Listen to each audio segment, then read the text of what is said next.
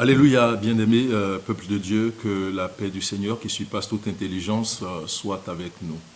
Je vous salue d'où vous êtes et je vous bénis de sorte que nous passions un temps, un grand moment, je veux dire, en compagnie du Saint-Esprit pour les mystères. Depuis un moment, nous avons dit que sur Agon-Ouétier, nous parlerons des mystères qui concernent l'Église du christianisme céleste qui sont cachés dans la Bible, qui ne sont pas encore bien révélés ou connus de tout le monde. En tant que tel, c'est comme si nous parlions de l'ECC, de l'Église du christianisme céleste et de la Bible. Alors, pour aujourd'hui, nous parlerons d'un grand mystère, d'un très grand mystère qui est caché dans les Écritures, que beaucoup n'ont pas encore compris, je dis même les enfants de cette Église. Alors, le thème dont nous parlons, c'est pourquoi SDJ Oshofa, Samuel Biléou Joseph Oshofa, le prophète pasteur, fondateur de l'Église du christianisme céleste, le 1er septembre 1985, par son accident qu'il a eu, l'accident dans lequel sa voiture a totalement été détruite, l'accident dans lequel deux de ses disciples, Marc et Thomas, ont perdu la vie, accident dans lequel il a survécu et qui finalement, au moment où il se reposait de ce qu'il n'avait pas eu grand-chose, eh bien, 10 jours après cet accident, le 10 septembre 1985, il a été rappelé. Donc, ce dont nous voulons parler, c'est pourquoi il a donné sa vie le 1er septembre 1985 et pourquoi cette vie lui a été retirée le 10 septembre 1985. Alors, je veux que nous fassions un préambule qui nous permette de comprendre à la fin des temps la thématique du Christ. Bien-aimés, que l'on ne vous trompe pas. Jésus de Nazareth, au moment où l'on attendait, Jésus est venu, je veux dire, sur la terre des hommes, ce n'est pas Jésus qu'on attendait, on attendait le Christ. Israël attendait celui qu'on appelle le Christ. Et quand le Christ devrait arriver, dit-on, alors il s'est fait que quand celui qui devrait être le Christ est né, on l'appela Jésus. Et c'est pour cela que lorsque Jésus devrait s'expliquer en disant qu'il était le Christ, il était difficile aux Israélites, je veux dire aux Juifs, de comprendre qu'il était réellement le Christ. Parce que Jean devrait, et je vais dire Élie devrait précéder le Christ. Ils n'ont pas su comment Élie était déjà arrivé pour que finalement Jésus dise qu'il était le Christ. Il a fallu que ce soit Jésus qui explique que Jean est l'Élie qui devrait arriver. Et quand Pierre, je veux dire, à la Pentecôte, parlait au peuple, il parlait de Jésus, dans Acte 2, verset 36, il dit que toute la maison d'Israël sache que Dieu a rendu Seigneur et Christ, ce Jésus que vous avez crucifié. Dieu a rendu Seigneur, Dieu a rendu Christ, ce Jésus que vous avez crucifié. Le Seigneur, c'est le Seigneur du trône. Le Christ, c'est loin de Dieu, le Messie. Mais loin, c'est qui? Le Christ, en fait, c'est d'abord l'onction. L'onction Christ est l'onction de Dieu qui permet aux hommes d'être adombrés de Dieu, de la divinité de Dieu, et de faire donc sur la terre des hommes ce que Dieu veut qu'ils fassent. Quand vous devenez Christ ou quand vous portez le Christ, en ce moment-là, vous êtes comme loin. Ben, attends, loin, vous êtes le premier. Le premier pourquoi? Le premier pour conduire le peuple de Dieu. Jésus a dit à celui qui vaincra, je lui donnerai de paître les nations comme une verge de fer, comme il m'a été donné à moi-même de mon Père de l'être. Jésus a dit à celui qui vaincra, eh bien je le ferai asseoir sur le trône de mon Père. Souvent les chrétiens nous disent, ben, écoutez, Jean, je serai à la droite de Jésus. Non, lorsque vous êtes accompli, vous n'êtes pas à sa droite, vous opérez à partir du trône. Ce n'est pas que vous irez à vous asseoir sur son trône physiquement, non, mais spirituellement, c'est l'autorité du trône qui vous est donnée. À partir de cette autorité, vous supplantez le monde, vous dominez le monde, vous régnez sur le monde, vous assujettissez le monde. C'est cette autorité première qui était en Adam, quand Adam a été créé. Et c'est cette autorité qui fait la gloire de Dieu, qui Adam était adombré du Christ, étant le Fils de Dieu. Souvenez-vous qu'avant qu'on appelle Jésus Fils de Dieu, le premier homme sur la terre qui a été appelé, le seul d'ailleurs qui a été appelé dans le temps Fils de Dieu, avant maintenant que Jésus n'engendre cette race et que nous soyons Fils de Dieu, c'est bien Adam qui était Fils de Dieu. On n'est pas Fils de Dieu lorsqu'on est humain, on est Fils de Dieu lorsqu'on est esprit. Et quand cet esprit vous adombre, il adombre le corps. Et bien à partir de ce moment, vous revêtez la gloire du Christ pour régner, pour assujettir, pour dominer. Alors, il faudra comprendre cela, de sorte que je vais vous faire lire quand même, Apocalypse 11 à partir du verset 15. C'est un texte assez assez important pour que nous puissions comprendre ce que nous disons. Il dit, le 7e ange sonna de la trompette et il y eut dans le ciel de fortes voix qui disaient, le royaume du monde, c'est-à-dire, vous savez, en langage biblique, on ne parle pas souvent de la terre, on parle du monde et du ciel, mais les deux sont ensemble. Parlons du monde, c'est ceux qui sont terrestres, ceux qui sont charnels, dans la confusion, de ce qu'engendrait le péché d'Adam. Mais ceux qui sont célestes ou ceux qui sont dans le ciel, ceux qui opèrent par le ciel, c'est ceux qui sont en Christ Jésus. Et donc, ayant suivi Jésus, ceux-là ont été rendus capables de porter l'Esprit de Dieu. Jésus a dit, ceux qui sont nés de nouveau sont comme du vent. Et donc, ils sont dans les airs. Et c'est cela, on va y revenir. Donc, il dit, le royaume du monde est remis à notre Seigneur et à son Christ, et il régnera au siècle des siècles. Le royaume du monde est remis à notre Seigneur et à son Christ. Jésus est Seigneur, Jésus est Christ. Pourquoi disons-nous maintenant le royaume du monde est remis à notre Seigneur, qui est Jésus, et à son Christ? Ça veut dire qu'il y aura une autre personne qui sera le Christ. C'est très important. À l'avènement de Jésus, nous n'attendons pas, comme je l'ai dit la dernière fois, un Jésus qui viendra dans la chair. Non. SBJ Oshofa a dit, le Jésus de Nazareth, tel que vous l'avez vu, le Nazarien, ou le Juif que vous avez vu, Jésus de Nazareth, vous ne le verrez plus jamais nulle part. À la fin des temps, celui que nous attendons, c'est Christ que nous attendons. Nous attendons donc ce Seigneur, nous attendons ce Christ, mais c'est de l'onction qu'il s'agit. Ce n'est pas de la personne physique de Jésus de Nazareth. Avant que Jésus de Nazareth fût une personne physique, eh bien, il était d'abord une personne spirituelle. La personne spirituelle de Jésus, c'est celui qu'on appelle parole de Dieu. La parole de Dieu, c'est une personnalité, c'est une personne. Eh bien, la parole de Dieu s'est incarnée. C'est la parole de Dieu qui est Dieu. C'est la parole de Dieu qui porte la puissance. C'est elle qui porte l'onction Christ. Eh bien, c'est cette parole qui a été incarnée. C'est un esprit qui a été incarné en un homme qui a été fait Jésus. Donc, quand Apocalypse 11 dit, eh bien, à la fin des temps, le royaume du monde, c'est-à-dire cette terre, sera remis au Seigneur qui sera roi, mais le Seigneur règne par son Christ. Le Seigneur règne par celui qu'il aura choisi, en qui il vivra pleinement, qu'il aura rendu fils de Dieu, Dieu, c'est-à-dire petit Dieu. N'oubliez pas que Psaume 82, verset 6 a dit, j'avais dit, vous êtes tous des dieux, vous êtes tous des fils du Très-Haut, mais vous tomberez comme des hommes quelconques si vous avez un manque de connaissance ou si vous ne vous accomplissez pas. Alors, quelque chose d'autre qui nous est très important, parlant de la personnalité de SBJ Oshofa, il faut que nous lisions Apocalypse 14, verset 14. Et nous sommes pleinement dans la thématique de la fin des temps. Regardez un peu ce qu'il dit. Il dit, je regardais et voici, il y avait une nuée blanche. Sur la nuée était assis quelqu'un qui ressemblait à un fils d'homme, ayant sur sa tête une couronne d'or et dans sa main une faucille tranchante. Et un autre ange du temple, un autre ange sortit du temple, criant d'une voix forte à celui qui était sur la nuée, lance ta faucille et moissonne la terre, car la moisson de la terre est mûre. Si nous nous référons à ce texte, vous comprendrez que celui qui était sur la nuée, Jésus a dit, vous verrez le Fils de l'homme venir sur la nuée. Il était en plus avec une couronne d'or. Il avait une faucille pour moissonner la terre. Donc ça, c'est clairement le mandat de Jésus. C'est le mandat du Seigneur, ça. Mais comment se fait-il, pendant que nous croyons que c'est Jésus, c'est qu'un ange sort du temple et il lui donne un ordre. Si c'est Jésus, aucun ange ne peut lui donner un ordre. Jésus est le chef suprême. Jésus est le chef suprême de l'armée de l'Éternel. Il est le Seigneur, il est le roi des rois, il est le chef des anges. Donc un ange ne peut pas donner un ordre à Jésus. Sachez que là, celui dont on parle, c'est le Christ. C'est l'homme qui sera, le fils de l'homme qu'on appellera Christ. C'est lui qui sera d'ombré de la plénitude de l'autorité du Seigneur. Eh bien, c'est de lui qu'il s'agit, c'est à lui qu'un ange peut donner un ordre parce que c'est un humain, c'est un terrestre, je ne vais pas dire un terrestre, je vais dire c'est un humain, eh bien, une incarnation, je vais dire humaine, mais qui porte la gloire de l'Éternel, du Christ qui a été adombré. Parlons de notre église du christianisme céleste. Vous savez que nous sommes venus à la fin des temps et la Bible dit clairement que cette église est venue moissonner la terre pour amener les moissons au ciel, toutes les moissons vers le Seigneur. Le Seigneur oindra des serviteurs dans sa sainte église. Nous sommes l'église de la moisson. Eh bien, à cet homme, on a dit moissonne, car le temps de la moisson est arrivé. Voilà la gloire de SBJ Oshofa qui est cachée là quelque part dans la Bible. C'est à partir de là que nous pouvons comprendre, je veux dire, dans ce propos préambulaire, pourquoi nous parlons du Seigneur, pourquoi Jésus-Christ est Seigneur? Parce que Jésus, le Seigneur Jésus, a été fait Christ, tel que Paul l'a dit, le premier d'ailleurs qui a porté, je vais dire, la plénitude de cette autorité.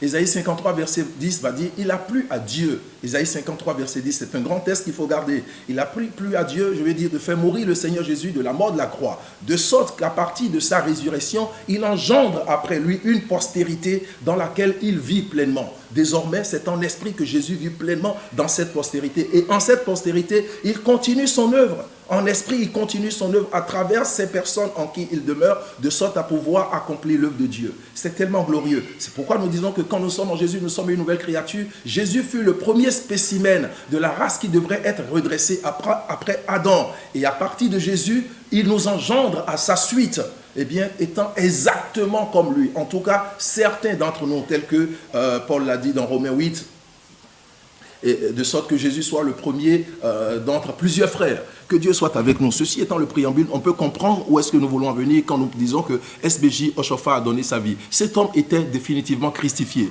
Quand j'en parle, je ne dis pas qu'SBJ Oshofa est Jésus. Okay? Mais SBJ Oshofa était pleinement christifié. Il a été rendu Christ. Nul ne peut être rendu Christ. Nul ne peut avoir fait ses œuvres s'il n'a été rendu Christ. Des gens avant lui ont été rendus Christ. Pierre a été rendu Christ. Paul a été rendu Christ. C'est dans la dimension de la puissance qu'ils ont porté du Christ qui les a adombrés, qui les a remplis de cette autorité, de cet esprit de Dieu qui était en Jésus, que Jésus transfère à toute personne qui l'engendre, qui vient à un puissant degré d'accomplissement comme lui. Alors, qu'est-ce qui va se passer? Lorsque Dieu va appeler Aaron et ses fils, je veux dire dans Exode 29, vous allez comprendre. Dieu va dire à Moïse par rapport à Aaron, après les avoir consacrés, pour que les péchés d'Aaron soient pardonnés, il faut que ce soit un taureau qui soit sacrifié. Le sacrifice d'expiation de Aaron. Or, Aaron était souverain sacrificateur. Nous étions en ce moment-là donc dans l'imperfection, je veux dire, de l'alliance lévitique, où c'est du sang des agneaux, du sang des taureaux, du sang des béliers, eh bien qu'il fallait pouvoir avoir, il fallait avoir l'expiation. Donc, on devrait tuer le taureau et le sang d'Aaron devrait être versé au pied de l'autel. Alors, il a dit après, puisque c'est Aaron et ses deux fils qui étaient, je veux dire, ses serviteurs qui l'accompagnaient, leur père étant souverain sacrificateur, à la suite de la mort d'Aaron, les fils d'Aaron devraient prendre la charge d'Aaron de façon successive. Eh bien, ce taureau-là était donc le taureau du souverain sacrificateur d'alors qui lui aussi devrait pouvoir demander l'expiation pour ses péchés. Dieu va demander ensuite à Moïse de prendre 2 béliers. Des 2 béliers, il va dire, eh bien, quand le bélier sera consumé, alors que pour le taureau, c'est le sang qui a été versé au pied de l'autel et que c'est la graisse, les lobes de foie et les rognons qui seront brûlés sur l'autel et tout le taureau lui-même sera brûlé hors du camp parce que c'est un sacrifice d'expiation. Pour le bélier, par contre, Dieu va demander que lorsque le bélier sera tué, eh bien, que le sang du bélier eh bien, soit posé sur les cornes de l'autel des sacrifices avec 4 cornes et que le sang soit versé sur, tout autour de l'autel, sur l'autel et que toute la chair du bélier consume sur l'autel. Et c'est ce qu'on appelle l'holocauste. C'est un sacrifice consumé par le feu parce que c'est un sacrifice de bonne odeur. Le sacrifice de bonne odeur, c'est comme quand l'offrande que vous faites qui plaît à Dieu, qui permet de garder votre alliance, de garder votre contact avec Dieu. Il va rester un dernier bélier. Le dernier bélier, eh bien, il va dire à Aaron, lorsque tu l'auras égorgé, ce bélier-là, il faudra que tu en prennes le sang. Tu vas toucher le lobe de l'oreille droite d'Aaron, tu vas toucher son pouce droit, tu vas toucher son gros orteil droit, lui et ses enfants, et tu vas les consacrer par ce sang-là. Tu vas mélanger évidemment ce sang à de l'huile, tu vas asperger les vêtements d'Aaron et de ses enfants, et là ils seront consacrés. C'est le sacrifice de consécration. Donc nous avons 3 sacrifices. Nous avons le sacrifice de l'expiation, nous avons l'holocauste qui est le sacrifice consumé par le feu de bonne odeur, et nous avons le sacrifice de consécration. Ce qui fait que quand Jésus va venir, je veux dire, pour renouveler le sacrifice, vous savez que Jésus a été engendré dans un ordre supérieur de sacrificature, je veux dire de sacerdoce, un ordre supérieur à celui d'Aaron. Aaron a été engendré, on dit souvent le sacerdoce selon l'ordre d'Aaron ou selon l'ordre lévitique.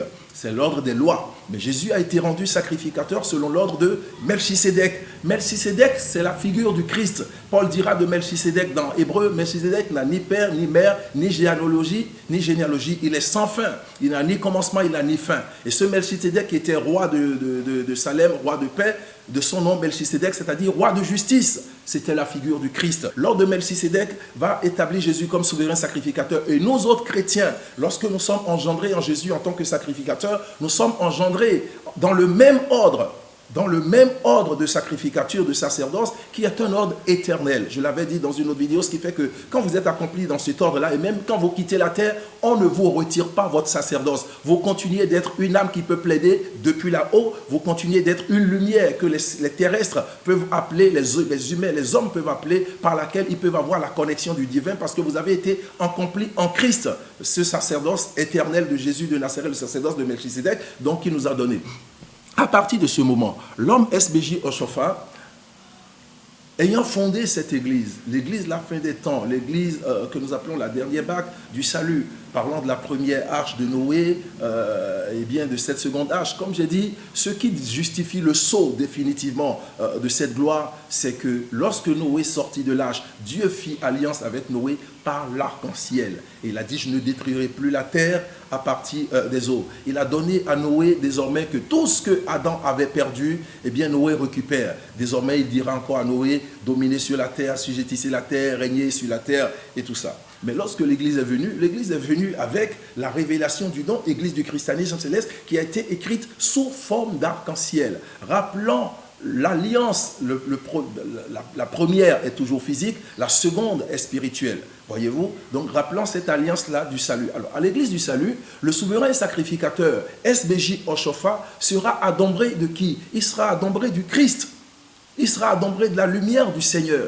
Nous savons qu'en 1954, le Seigneur Jésus de Nazareth est venu voir à Makoko le père SBJ Oshofa en chair humaine.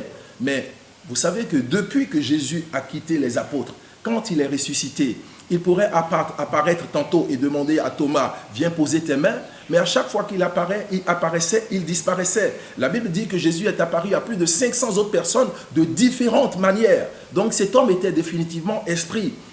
Quand Jésus est monté, je veux dire, à l'ascension, à part ça, personne n'a plus jamais dit sur la terre des hommes que Jésus a été rencontré comme ça, en chair humaine. Mais en 1954, il a croisé SBJ Oshofa. Si nous n'étions pas à la fin des temps, s'il n'était pas revenu spirituellement déjà, eh bien, il ne peut pas venir se montrer à celui qu'il a aimé, SBJ Oshofa, pour communier avec lui, afin de parler avec lui, afin de boire avec lui, car il lui a demandé évidemment d'amener du sucre. C'est une histoire que nous connaissons. Il a mis dans de l'eau et il a prié sur l'eau, il en a bu.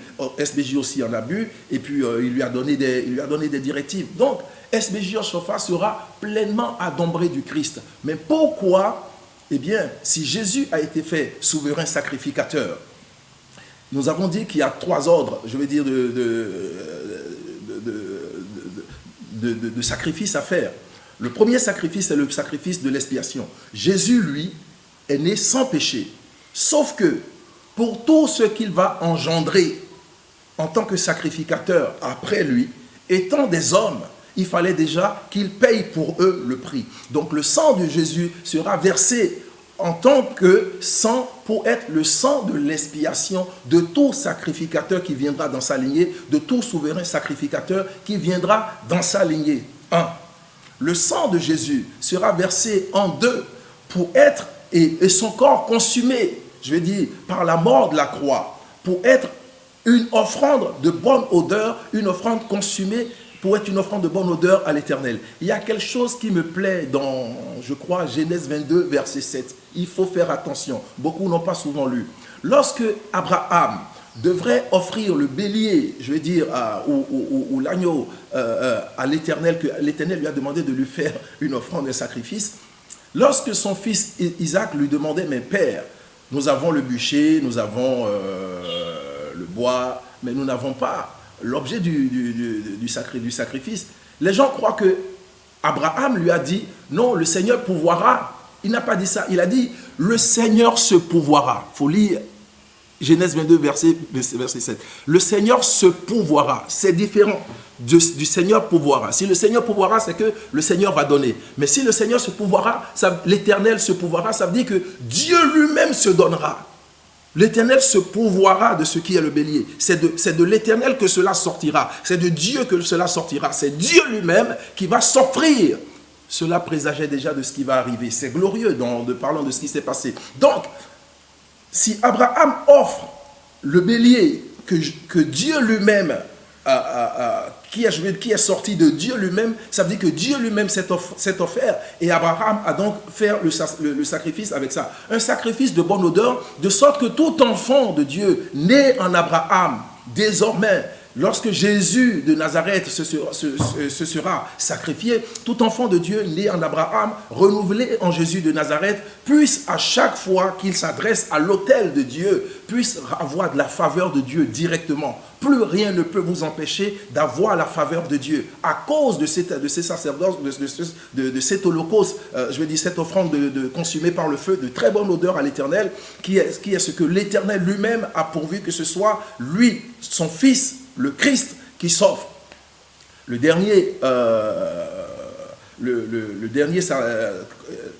dernière offrande sera l'offrande de la consécration. Eh bien, le sang de Jésus qui va couler, c'est un sang par lequel Jésus lui-même s'est consacré. S'est consacré et quiconque est engendré en Jésus de Nazareth en tant que souverain sacrificateur sera consacré, mais pleinement consacré. Voilà pourquoi lorsqu'on est serviteur de Jésus de Nazareth dans un vrai ordre, en tout cas dans l'ordre de Melchisédek, on ne peut pas faire un autre travail. On ne peut pas faire un autre travail. Dieu peut vous bénir, vous pouvez entreprendre, l'argent peut travailler pour vous, mais vous ne pouvez pas être au mandat de Jésus de Nazareth en tant que sacrificateur et être en train de faire quelque chose d'autre. Voilà pour ce qui concerne le souverain sacrificateur. Alors, regardez, le taureau qui pouvait servir de sacrifice d'expiation au souverain sacrificateur, le bélier, qui devrait être un sacrifice de très bonne odeur, consumé par le feu, ce que nous appelons l'Holocauste. Et le second bélier qui devrait être, l'offrande de consécration. Vous savez que l'un des 4 êtres vivants porte une face de taureau. Et donc nous disons que le taureau est sacrificiel. Le bélier, dans toutes les visions de Daniel, Daniel a souvent considéré le bélier, pas considéré, la décryptation, des prophéties de Daniel ou les discernements des songes de Daniel, eh bien, l'ange lui a souvent expliqué que le bélier était un roi. Le bélier était un roi. Le bélier était un roi. Donc, le souverain sacrificateur sera roi. Voilà pourquoi Jésus de Nazareth était roi, souverain, sacrificateur, roi. C'est à partir de Melchisédek que cela est venu. Avant, Aaron ne l'était pas. Mais à partir de l'ordre de Melchisédek, nous sommes souverains sacrificateurs et nous sommes rois. Parce que Melchisédek, évidemment, était roi de Salem. Jésus a été engendré en tant que roi. Dieu va dire à Aaron, pour le sacrifice du peuple, lorsque le peuple veut se faire pardonner ses péchés, eh bien, il faut prendre un agneau. Un agneau sera immolé le matin, un agneau sera immolé entre les 2 soirs. Voilà. Donc, nous avons le taureau, nous avons les béliers, et puis nous avons l'agneau. Ce qui fait que, parlant du peuple, quand Jésus va verser son sang en tant qu'agneau immolé, l'agneau de Dieu qui ôte les péchés du monde, eh bien, c'est avec l'agneau que ce sacrifice était fait. Jésus est donc l'agneau. Nous avons trois personnages, 3 identifiants du sang de Jésus en tant que sang d'expiation. Il y a le sang du taureau qui est l'expiation pour le souverain sacrificateur. Il y a le sang de bélier pour le sacrifice de bonne odeur consumé par le feu, le sacrifice de consécration. Et il y a le sang de l'agneau pour le peuple. À partir de ce moment, nous allons rentrer dans ce qui fait aujourd'hui, la clé de notre enseignement.